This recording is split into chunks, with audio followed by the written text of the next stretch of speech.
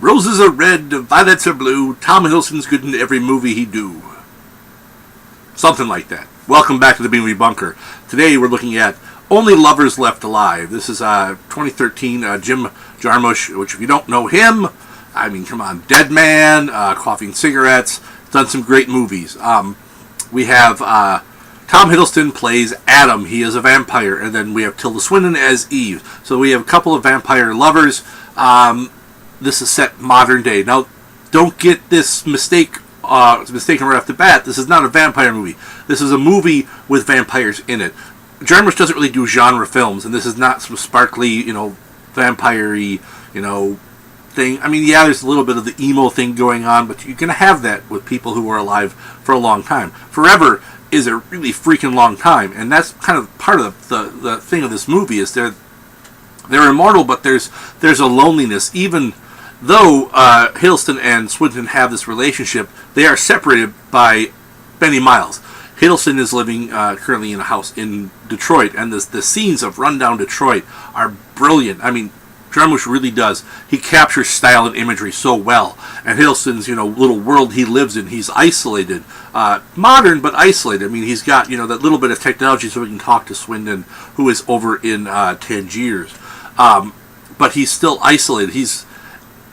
And as he is an old vampire, he really is kind of more stuck, only 40 years in the past, where he's kind of stuck on the 60s. He's big into music, and he's really a music lover.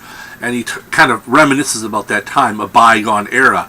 And the relationship, the chemistry between Swinton and Hiddleston, at times is a little hit or miss. But I think part of that is supposed to be the whole, while they love each other, there still is kind of a coldness there because of the fact that you need a strong, strong fucking love to last hundreds and hundreds and hundreds of years. You really do. But the movie is, it is slow. It is very slow going. It's ambient and quiet and slow paced. That's a Jarmusch movie. If you don't know that, you might not like the pacing of the film. This is not a big action film. It's not a lot going on. It's a story about a couple of people and things that happen a little bit. And it's people who, yes, they're vampires, but they're people too, and it's their lives, a little glimpse into their lives. That's what this really is. It's not so much a movie as it's a glimpse at Adam and Eve, the vampires. Scale of 1 to 10,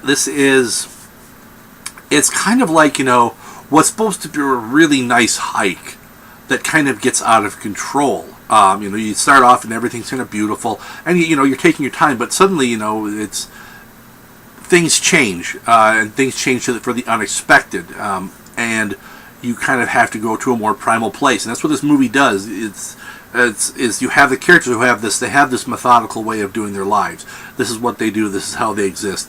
They go from A to B, A to B, A to B, A to B, and suddenly C is thrown in there, and everything is thrown out of whack, and then they have to go back to a more feral, a more primal way towards the end, and I think that really, really works well with the film. I think everything the way they took it just really goes really well, showing the characters how they are and what they really are, no matter what they pretend to be. So I like this one. I like Jarmusch movies. I think he does a great job in his little bits of storytelling, where it's definitely different. As I said, it's not a genre film. He doesn't do genre movies. He does these kind of off-the-wall abstract. I mean, it's art house cinema.